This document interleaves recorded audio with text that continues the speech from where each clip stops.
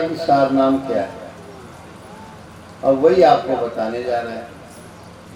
और बता भी देंगे तो उसको अंदर घुलना पड़ेगा।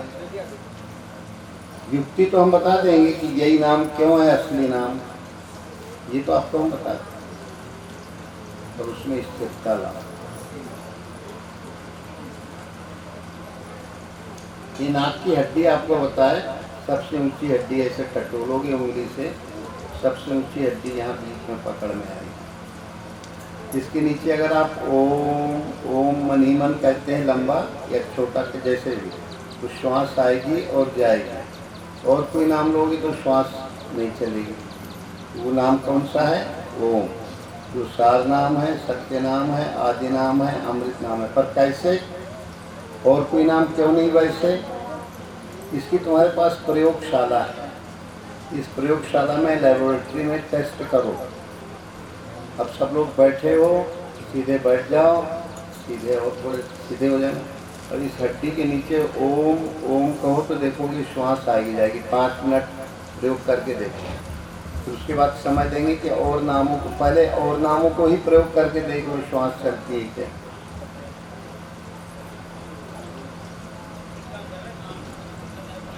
राम राम चलता है क्या?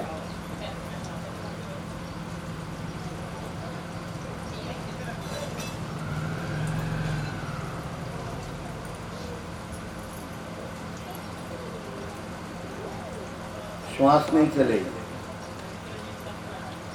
कृष्णा कृष्णा, अल्लाह अल्लाह, कोई भी नाम ले लो, श्वास नहीं चलेगी। ओम नाम कहने पर तुम देखोगे श्वास चलेगी। 5 मिनट सब लोग ओम नाम का ओम ही ओम कहते रहो। एक ओम में श्वास ऊपर चढ़ेगी, एक ओम में बाहर जाएगी।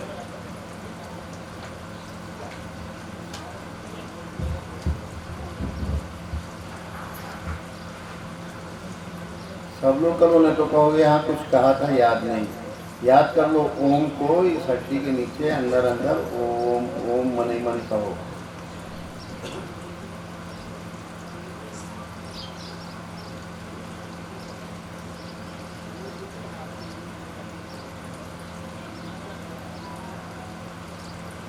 जिस छेद में कहोगे उसी में तेज चलने लगेगा वो श्वास।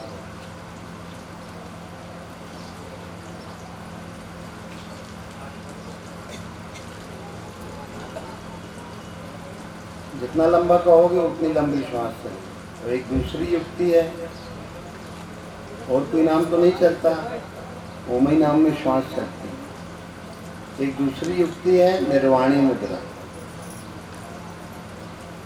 अपनी जीभ को नीचे वाले दांत की जड़ के नीचे आधा पौर घुसेड़ दो, जितनी चली जाए नीचे वाले दांत की जड़ के नीचे जीभ की नोक बीचों बीच घुसेड़ दो।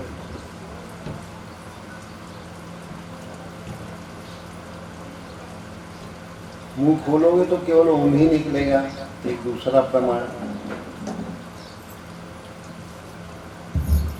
कोई और नाम निकलेगा ही नहीं। नीचे वाले दांत की जड़ के नीचे अपनी जीभ की नोक ले जाओ, वहाँ पर एक नस मिलेगी, उस नस के ऊपर जीभ की नोक लगा दो जड़ तक। मुंह खोल के देखो कोई और नाम निकलता है क्या ओम के अलावा।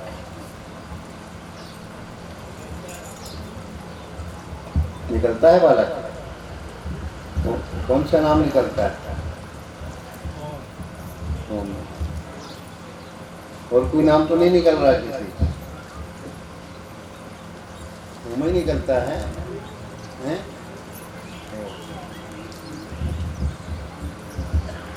वो तो कहेंगे कि कछु निकल रहा हो तो भाई स्पष्ट हो जाए।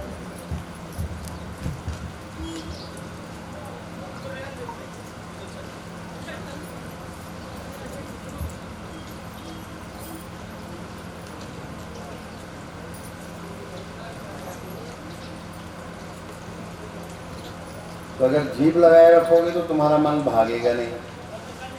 जीभ को नीचे वाले और मीठा मीठा पानी और निकलेगा, करके देख लो।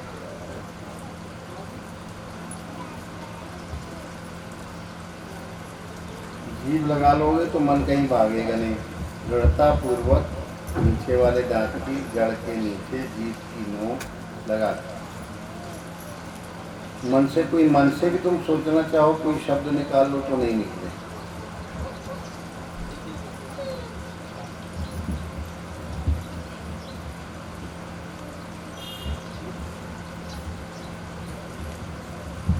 समय थोड़ा है, लक्ष्य बहुत बड़ा है। सबके अंदर व्याप्त जो परमात्मा तत्व है उसका अनुभव करना आपके जीवन का लक्ष्य है। चाहे इस जन्म में प्राप्त करो, इसी में प्राप्त कर लो, लगन लगा के तो बहुत अच्छा है। लगन लगाते लगाते लग जाए, रोज का थोड़ा थोड़ा अभ्यास लगन बन जाएगा। पहले 1% समय दोगे, 14 मिनट दोगे, 15 मिनट दोगे, तो 1% समय परमात्मा जिसके राज्य में रह रहे हो, जिसके बनाए संसार में रह रहे हो, उसके प्रति कुछ टैक्स तो देना सीखो।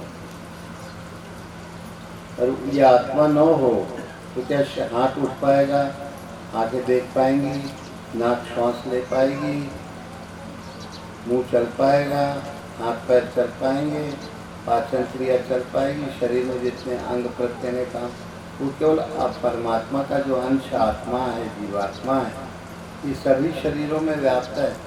और उसके कारण ये सारे जीवन की क्रियाएं कर रहे हैं। उसके प्रति 1% तो देना सीखो, टैक्स समय दान करो।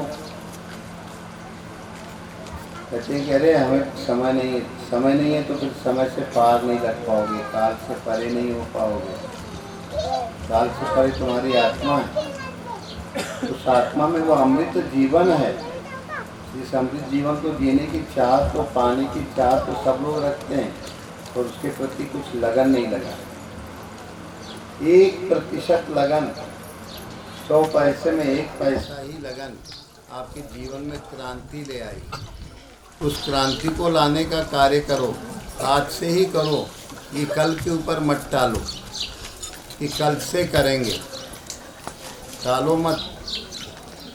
जीवन में एक क्रांति आ जाए, जब ये जीवन उस तमोगुणी काल से सतोगुणी काल की ओर संक्रमण करेगा। मकर संक्रांति होगी, दिन बढ़ने लगेगा तुम्हारा, रात्रि घटने लगेगी, उसके साथ ही तुम्हारे जीवन में वो क्रांति आने पर शांति भी आएगी। ये तो भ्रांतियों के कारण, भ्रांतियों से ऊपर उठना है तो क्रांति तो लाना ही होगी, और क्रांति परमात्मा के नाम से आती है, सही संबोध से आती है, विवेक से आती है क्रांति।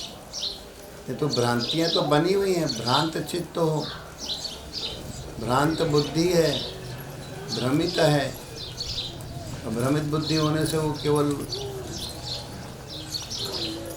उल्टी चाल चल रहा है। मोबाइल ले लिया, मोबाइल की मोबिलिटी चंचलता में उलझ गया। उससे ऊपर उठने की कला आना चाहिए। जो सबको चला रहा है, जो सबका संचालक है, तो संचालक जिसके बगैर एक पत्ता भी नहीं हिलता, हाथ नहीं उठेगा, आँख नहीं देख पाएगी, पत्ता नहीं हिलता, मतलब ता दिन तेरे तन तरवर के सबय पात झर जई हैं, जा दिन मन पंछी उड़ जाइए। जिस दिन मन रूपी जैसे जीवात्मा रूपी पक्षी उड़ जाएगा, तो शरीर रूपी इसमें पत्ते लगे, हाथ पैर आँख नाक कान, ये सब अपना काम करना बंद कर दे, प्रतिबंधित हो जाएंगे। तो समय रहते समय निकालो, केवल 1% समय।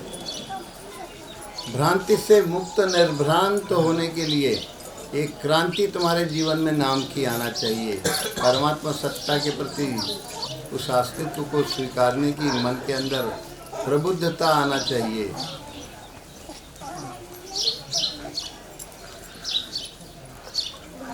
अमृत भोजन की अमृत पंगत तुम्हारे अंदर तैयार हो जाएगी। एक तो बाहरी भोजन शरीर के लिए, पर बुद्धि को जो बोध हो सके आत्मा का, मन के जाल में बुद्धि न उलझे, न फंसे, क्रांतिकारी कदम हो जाए।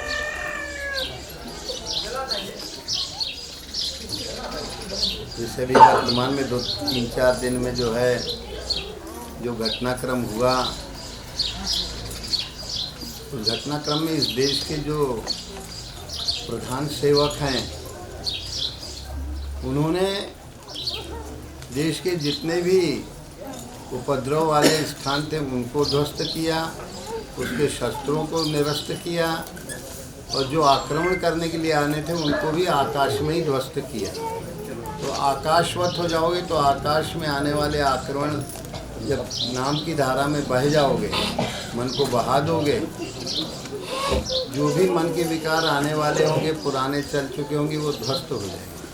तुम्हारे पास एक ब्रह्मोस मिसाइल आ जाएगी, ब्रह्मास्त्र मिल जाएगा। जितनी भ्रांतियाँ आएंगी तुम्हारे ऊपर पुराने स्वभाव के कारण, वो सब ऊपर ही ऊपर आकाश में नाम और ज्ञान की कला से, ज्ञान से ध्वस्त हो जाएंगे।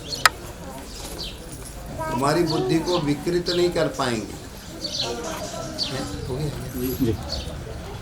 कितना बजे? 11:20 अरे मान ले 5 मिनट में काहे आगे पीछे करते हो। मान ले कि एक बहुत बड़ा सिद्धांत है, अगर कोई कुछ कह भी दे, अब इसी में देखो होता है उपद्रव। उन्होंने कहा कि 20, कहने नहीं 15, कहने नहीं 13, कहने नहीं 11, कहने नहीं 10, नहीं 21, नहीं 22। अब अपने जीवन को फिर भ्रांतियों में डाल दो, क्रांति नहीं आएगी। जो क्रांति आना चाहिए थी उस क्रांति से वंचित रह गए। वो क्रांति क्या थी कि मान ले कि जैसे सवाल को हल करना है तो माना कि धन 100 है, इसी तरह मान लो ये भी कह रहे हैं ये भी सही हो सकता है। हम उलझने से क्या फायदा था? हाँ दादा, बड़े दादा ठीक कह रहे हैं, बड़े दादा की बातें कभी गलत थोड़ी हो सकती है। और उलझ जाओ, मैं तो राजू उलझ जाए, कहने नहीं जो हम कह रहे हैं वही सही है। हर व्यक्ति के अंदर जो है मनोराज्य का वो जो है वो होता है, वो मनोराज्य के संकल्पों में उलझ जाता है। कहने नहीं जो हमने कहा वो सही है, जो तुमने कहा कहें जो तुमने कहा कम सही है, हमारी बात ज़्यादा सही है। मान लो कि अरे अपने जीवन में क्रांति का लाना है ना, और क्रांति लाने के लिए भ्रांतियों को उखाड़ने के लिए, और सही शांति कहते, शांति तो सब चाहते हैं पर भ्रांतियों को उखाड़ना नहीं चाहते। भ्रांति जहाँ की तहाँ जा रही।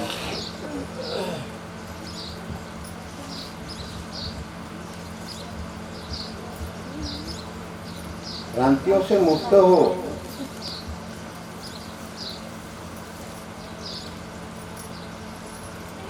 सत्य संकल्प उस परमात्मा के पवित्र नाम को, आदि नाम को, अभी जैसे होता है जीभ को लगाने पर वही नाम निकलेगा, कोई दूसरा नाम नहीं निकलेगा, वो है ओम। चाहते तो हो शांति, पर जीभ लगाने का समय नहीं। नाक के अंदर ओम ओम कहने की तुम्हारे पास व्यवस्था नहीं। कहें कि बहुत काम पड़े और जब कहें कि कौन सा काम होता है हम जान नहीं रहे, हो सकता है आगे मिल जाए, कोई काम नहीं। और फिर शरीर से काम करो, मन से जो ओम का जाप करो, तो तुम्हारा पुण्य भी बढ़ेगा, पुरुषार्थ भी बढ़ेगा और भ्रमों से मुक्त भी होते जाओगे। पर कहे नहीं हमारे पास टाइम है, और काय के लिए टाइम है? घोड़ा काम। अब हम सोचते हैं कि भाई अभी आप लोगों को कुछ समय मिला और वास्तविक ब्रह्म चिंतन की पंगत करने का तुम लोगों के अंदर अभ्यास बने। रोज 1% समय 14 मिनट, पौने 15 मिनट समय दो और अपने जीवन को सफल बनाओ। पुण्य का उदय हो, यज्ञ हो जाए। नाम जो जपते हो यही यज्ञ होता है। जीभ लगा लोगे या इसके नीचे ओम ओम कहोगे, चाहे हमारा मन तो पता नहीं कहाँ भाग जाता है। भाई लगाओ, जीभ लगाओ, मन के ऊपर नियंत्रण पाओ। तो हर चीज का उल्टा ही उल्टा दृष्टिकोण लोग देखते हैं। आज से अपने जीवन को जो है सहज, सुलभ, सम्यक रीति से अपने जीवन को सही धारा में लाने का प्रयास है।